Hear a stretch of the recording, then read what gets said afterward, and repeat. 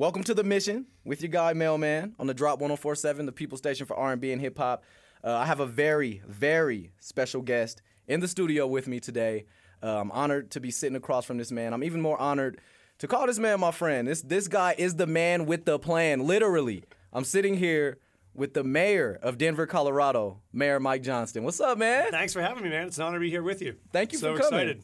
This is dope, man. Like, we really appreciate you visiting the Drop.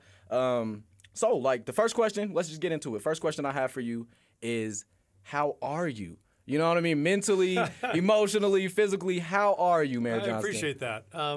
I am good. There are certainly long days and easier days. I think that I love that I can see my family every night when I get home and take my kids to, I do the morning, wake up and do school routines are still the same. And so it's nice to have some normalcy still in your life. And so there are days that are stressful, but tonight we're going to go out and do something with the family together. And like those fun things look forward to the end of the day are always there. That Valentine's Day hot date, huh? Valentine's Day, yeah. One thing I will tell you preparing for fatherhood is Valentine's hot date now often includes 3 children. So it is a little different sometimes than the old version of the hot date, but we are doing it. No, that's what's up. So what inspired you or prepared you to say, you know what, I'm going to be that guy. I'm going to be the mayor of Denver. I'm the guy for the job. I think it was really when you and I first met and I was working at Gary then. Yes. We were working really hard on both affordable housing and homelessness, 2 things we thought were some of the biggest problems in the city.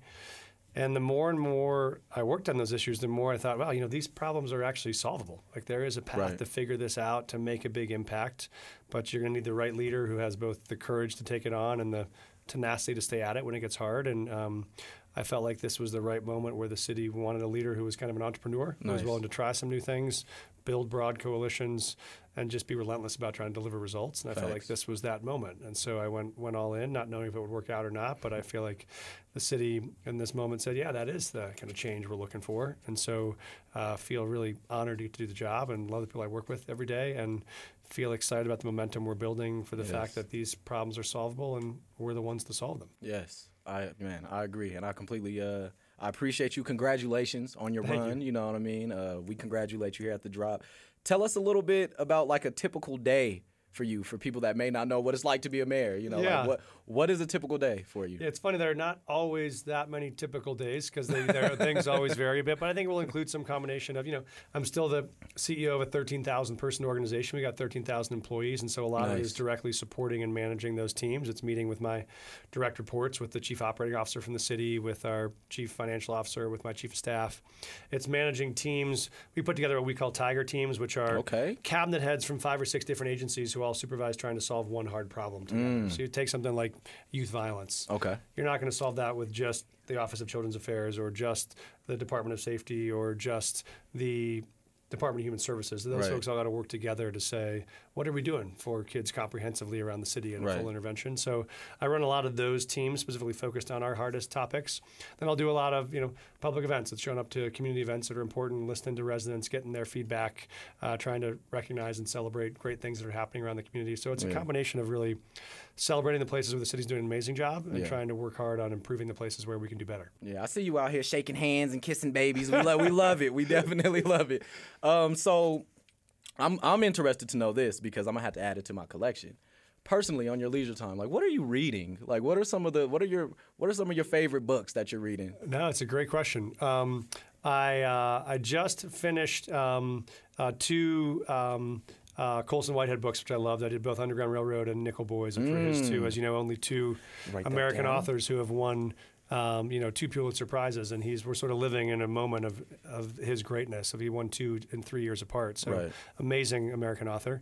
And then I'm reading right now a book called Stella Maris, which is by Cormac McCarthy, who was an old Western writer I loved. He wrote The Road. He wrote All the Pretty Horses, No Country for Old Men. He just died, and this was his last book, so sort of it's kind of his closing argument. So those are some of the things I'm reading right now, but I try to still read fiction at night before I go to bed as a way to step out of the chaos of the day, and then I get up early in the morning and we'll read nonfiction, whether it's work-related stuff or newspapers or articles rather. And so I try to keep some balance of both because I find reading keeps me a little sane. That's what's up. So here at The Drop, we're a urban alternative. That's our format. And, you know, without getting into the whole college of what it is, it's basically, you know, commercial-free hip-hop and R&B. We serve the community.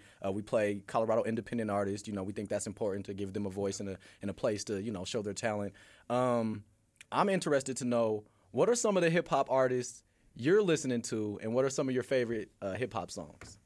That's a good one. So my son is actually one of my great guides now on hip hop because he is a big hip hop fan. Nice. So I usually keep up with him. So doing some, you know, right now I've been doing both a little bit of To Pimp a Butterfly. And so Okay, Kendrick. Yeah, he's a big Kendrick Lamar fan. So he's schooling me on some Kendrick Lamar. Nice. I'm still a Drake fan, as is he. Thank and so you. we're still waiting for the third return of the concert he's hopefully doing in Denver. I'm saying, right? Yeah.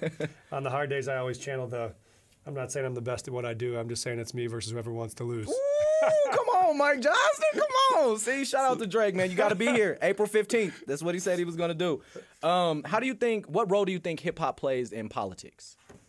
You know, I think it is a great way to elevate the voice of people who sometimes feel unheard, hear the things people are frustrated about that they want to see fixed. And it's a way to, I think, inspire people to do things that they weren't sure they could do before. You know, I think it helps engage people in believing in their community, believing in service, being called to action. So I see a great overlap between hip-hop and civic activism. Yes. And I find a lot of those people are telling us important things we should be listening to. And Facts. so for me, that's true both for local leaders, it's true for national ones, but I always find I learn more the more I listen, and so it's a good help for me. That's dope. What do you think the public media, what role does public media play in the political sphere? I think it's getting more and more important every year, particularly as we have more and more media sources that, for better or for worse, are owned by people with political ideologies. I think it becomes harder to find really objective perspectives on hard issues. I think public media does that.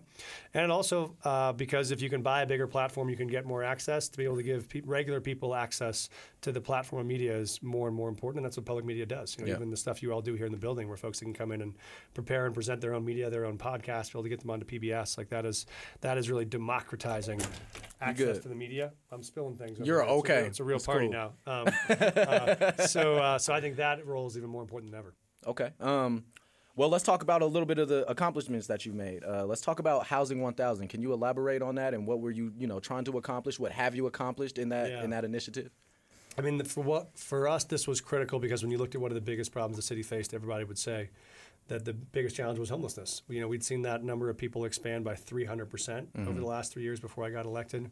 More and more people that were dying outside in the streets. More and more people who had businesses that were having to shutter because they couldn't keep them open because there were encampments all around their building. I mean, even your post office 3 blocks from here was about to be closed to public access in the fall because there was encampments ringing the whole place. And so we knew it wasn't fair for folks that are unhoused. It wasn't fair for neighbors who wanted to be able to activate their streets and public parks again. And so we set this really ambitious goal to say, can we be the first city to try to, in just 6 months, get 1,000 people off of the streets and into transitional housing. And in that transitional housing, offer all the wraparound services people need. So we got workforce training, you got mental health support, you got addiction treatment, you got housing navigation, and it's all right there on site. Nice. And so we opened these 6 different sites around the city. We were able to, by New Year's Eve, move 1,135 people off the streets and into housing, into the services they needed.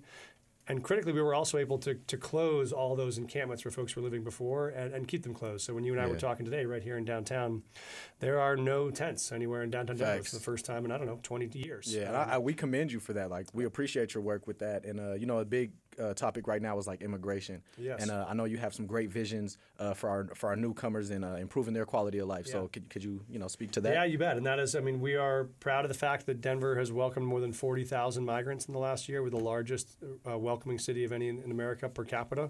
And we have successfully gotten them integrated into jobs and into homes and into the community in effective ways. The challenge is, we are now, as we move farther and farther into this crisis, we now have no federal support in terms of resources. Right. And we don't have work authorization anymore. In the first, part of the summer and fall, folks that arrive could get access to a work permit. Now they can't any longer. That program has expired, and there was a bill in the U.S. Congress that would have helped solve this problem, would have given folks the ability to work, would have provided resources for cities like ours, and it had bipartisan support. I mean, it had Republicans and Democrats on it together. Yeah. Unfortunately, Trump came in and really pushed for the bill to die because I think he said this, he wanted to keep the crisis moving so he could campaign against the crisis rather than actually solve the crisis.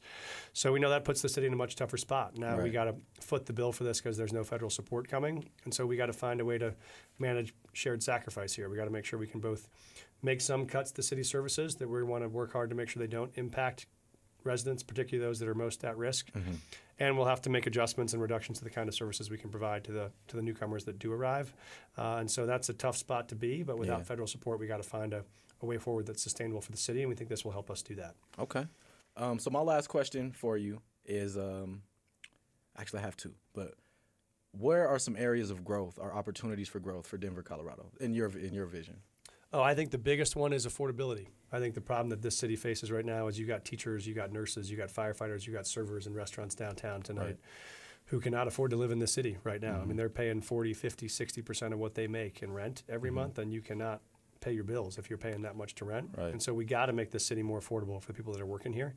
And so for us, that's about building more and more units that are permanently affordable. So a unit that you never have to pay more than 30% of what you make. So the way I do this math is if you're making $40,000 a year, you're a teacher or you're a server, you would never pay more than $1,000 a month in rent.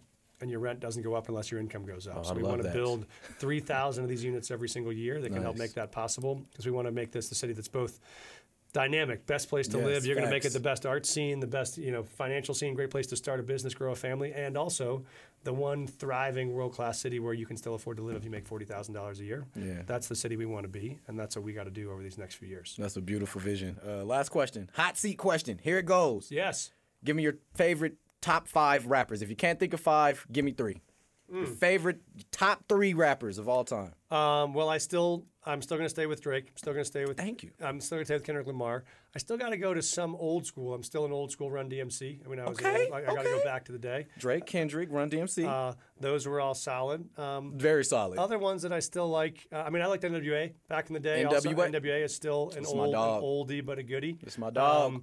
I'd stick with them. Who else would I put on my top list? Oh, the fifth one's always the hardest. I'm going to come back to modern day. I'll get in some trouble on content, but Lil Baby I like too. Lil Baby. I still support him. I think he's good. He's got good music. Enjoy it. Bigger picture. So he would be a distant 5th from the top 4, but he's still in the top 5. No, that is a solid top 5. Denver, this is your mayor. I love this man, Mayor Mike Johnston. Thank you so much for coming and hanging out, kicking it with us on the Drop 104.7. Great to be here. We really appreciate you.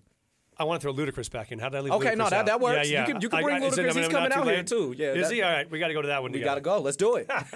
Thank you, Mayor Mike Johnston. Thanks, man.